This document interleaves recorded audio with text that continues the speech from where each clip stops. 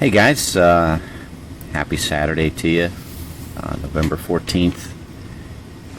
As you can see, I'm working some 2020 Matt Kenseth Clover cars, and I kind of got ahead of myself and started working on some stuff before the video started, so I apologize for that. But basically, catch you up to speed, I had decaled this one yesterday, and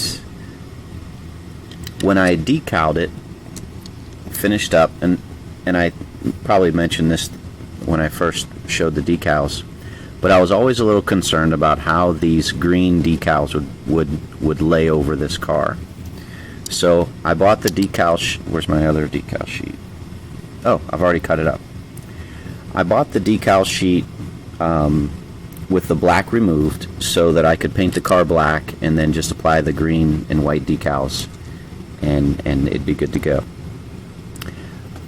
My concern was always on this front end to see if the decals would give full coverage of the black, and if not, I would have to try to match a green to cover up the little areas where it didn't line up. And as I suspected, right here, right in front of the Goodyear where this decal ends and this decal begins, right here, there was a tiny little gap. And so this is the little trifecta, right? Tri-state area, so to say. You got the hood, the front bumper decal, and then the side decal all comes together right here, and it didn't line up. I mean, it was really close. So yeah, that's great. I guess I wish that the decal manufacturers, the decal designers would give a little bit of room for error and just make it a little bit bigger, because you want to err on the side of caution and give a little bit more decal than less. So anyways, after I finished this up, I needed to find a green paint that I had to kind of fill that in, because I didn't want it to be black, right? Because that just looks dumb if you have like a little black line here. So I went ahead and looked at my paints. I had a few paints to choose from. Obviously I wasn't going to use this fluorescent green, but I had that in case I needed to mix some paints. And then I had this one that I had bought at Hobby Lobby a little while ago, this dark green, and it's just a little too dark. As you can see, it's just too dark. That's this green right here. Lo and behold, check this out. I have this green, and that's what's on this edge here of this just scrap decal paper that I use sometimes to just look at colors. And I didn't have much of it, but you can see how old it is. 35 cents. Amazing. It says ply enamel. I don't even know if they make that anymore. But this is 35-cent bottle.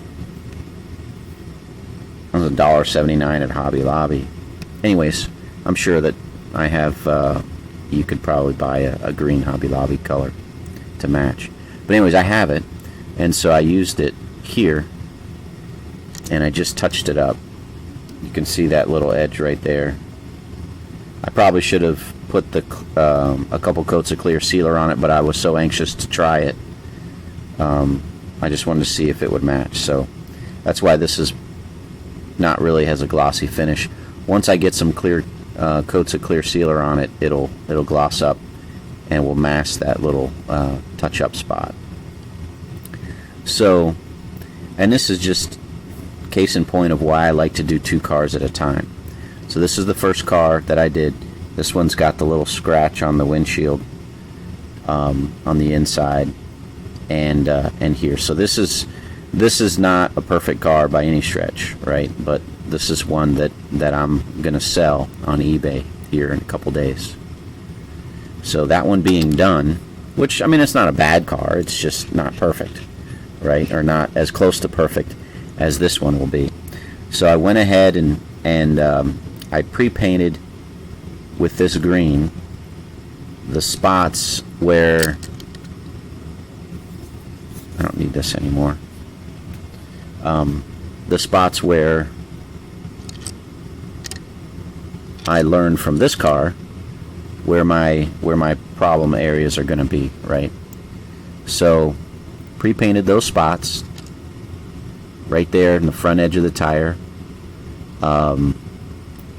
and there's a little transition spot here.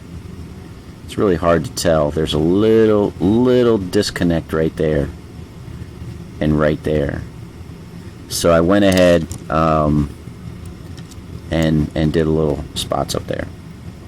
So once this dries, I'll be able to decal the car, and you won't see, it won't be as, my touch-up won't be as prominent as this, right? Because I've pre-painted it, the decals will overlap it, and just a tiny bit of the paint area will be showing through. Whereas here, when you paint on top to try to cover up stuff, inevitably you're going to paint over top of the decal, and so you can see how that looks, right? So, but yeah, I mean, as a Kenseth fan, I'm pretty happy with this car. I mean, it's now that I know where to pre-paint and I've got the color that I'm going to use to pre-paint, I can definitely make some really sharp customs with this Clover paint scheme. It's pretty nice.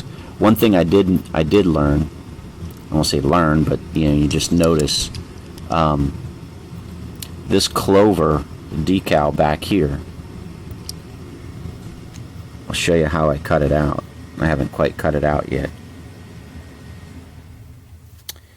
but you can see how I trim around the L in Clover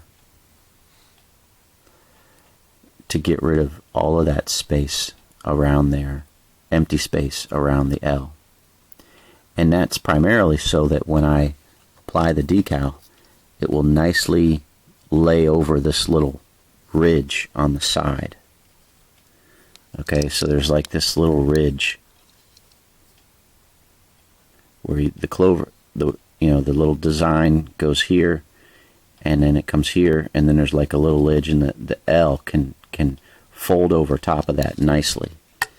And I'll show you here. See that? And so on the diecast body, this folds over a little bit, and then the L can fold over a little bit. And any empty space here on the decal is gone, so it's not going to restrict that in any way or kind of buckle on itself. So, just something, a little, I don't say a little thing, probably a very minor thing, but I'm striving to try to make it so that it's as best as I can make it, and that just trimming up the empty space on these decals and not leaving that extra chance, or that chance for where it kind of looks like a film lays down. Just don't want it there if I don't have to. So yeah. So another kind of lesson learned on this car is, so you have these are the four big pieces. In building this car, again, first step was ordering it with black removed. I think that's important. I really think when you buy decals, you want to try to remove that background color as, the most prominent background color that's there.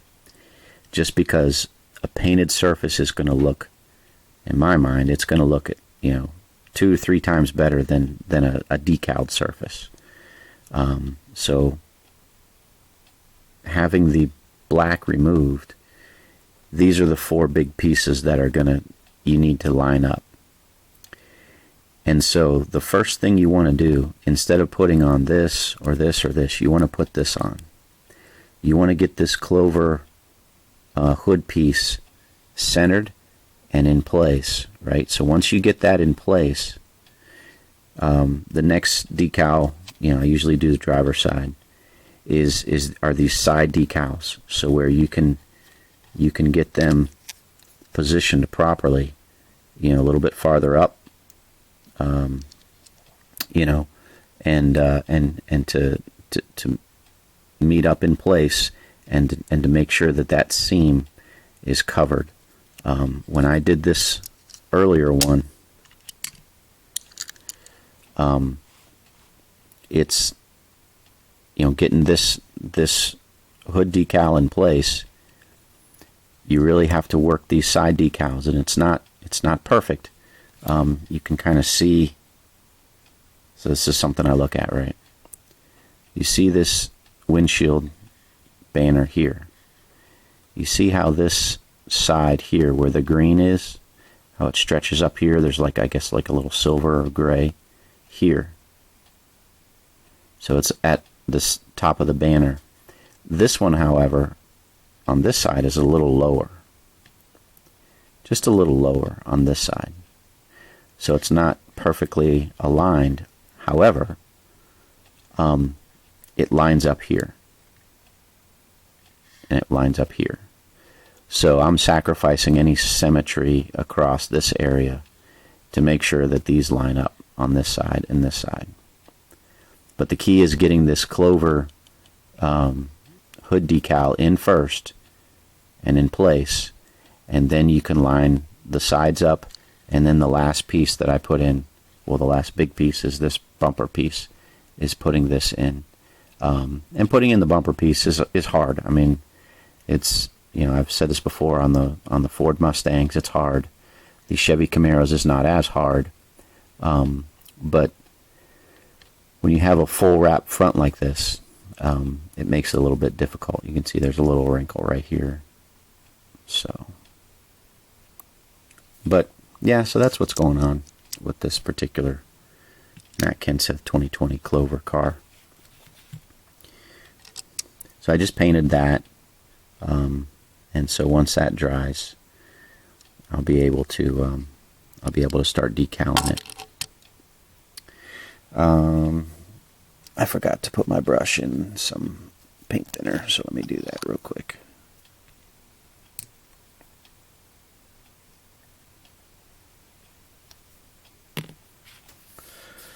Let me show you what else I have completed, or at least as I decaled some cars yesterday. Got the Trump 2020 car all decaled, and got the roof lines painted black. I decided to go with a white across this front here.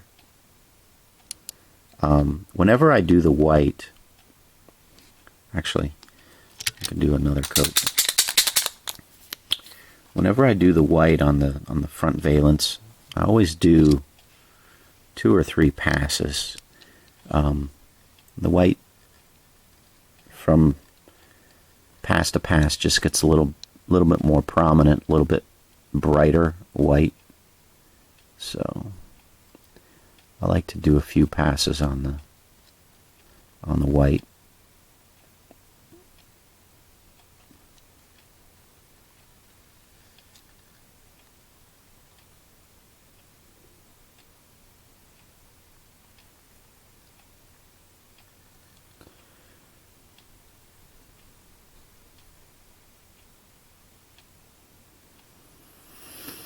Yeah.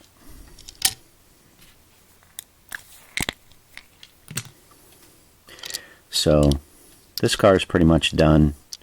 I just need to get the box for it. Probably another coat or two, a clear sealer, and that'll be done.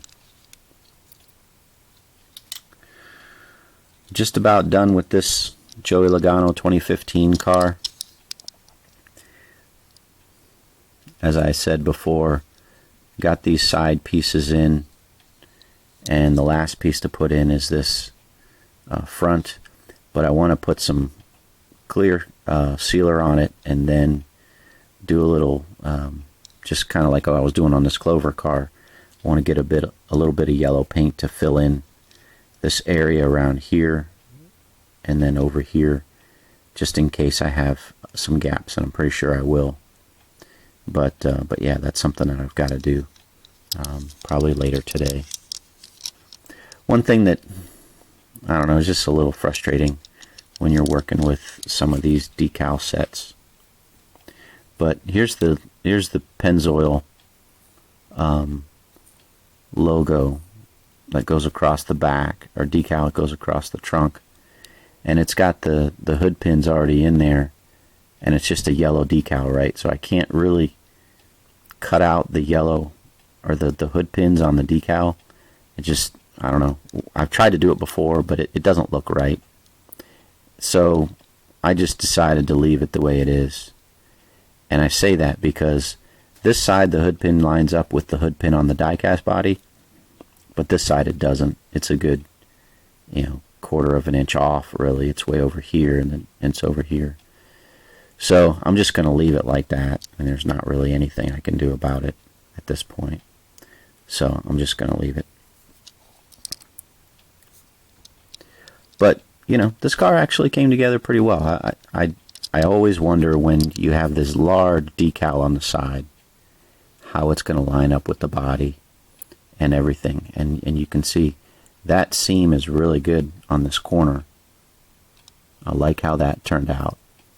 And then this comes up here. There was a lot of wrinkles right here. I was able to work those out. And yeah, so it comes up here. And now, just going to get a little bit of yellow. I got to match my yellow as best as I can, and then put a little paint here, and put a little paint here, and then get the headlight pieces in, and be done with it. The other car I decaled yesterday was another Matt Kenseth car, and it's this Ronald McDonald House Charities car. So, and this one's fairly easy. Like I said, the hardest part is the front bumper. You can see I got a couple little wrinkles here. If I can get the light just right, I got a couple of wrinkles right there. Do I have any on this side? Yeah, just a few minor ones. You can see that right there. But this piece comes around pretty well.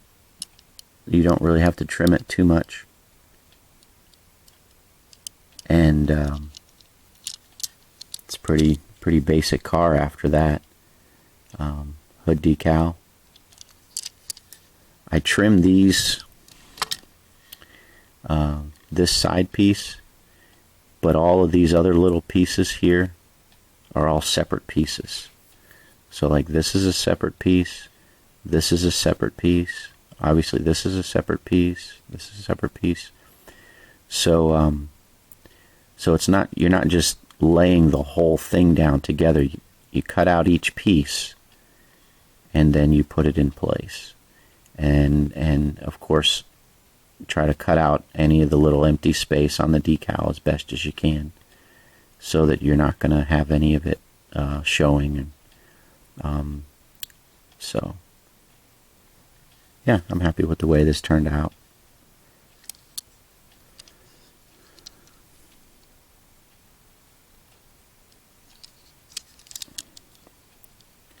I just made one of these. I'll probably sell this one on eBay. So it's not the standard rims. I don't know if I went across this, but it's not the standard rims and tires that come with this car, because I needed to use them for a different car. So I used these.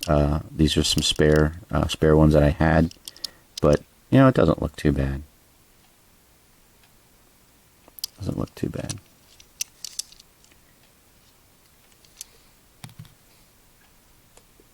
So right now on this one, it's just a matter of some clear sealer, another line with the Sharpie on the roof lines, and then that'll be done. So yeah, so making some good progress on some of these cars that I've wanted to do myself, and then and then we'll get back to some of these other ones. I mentioned in a response to a comment about Leisure's diecast. I still haven't heard back from them. Probably going to end up with just getting my money back, unfortunately. But I went ahead and bought a number of cars from Plan B Sales. So Plan B, and I appreciate the one guy that mentioned that. I forget your name, your username, but I appreciate that.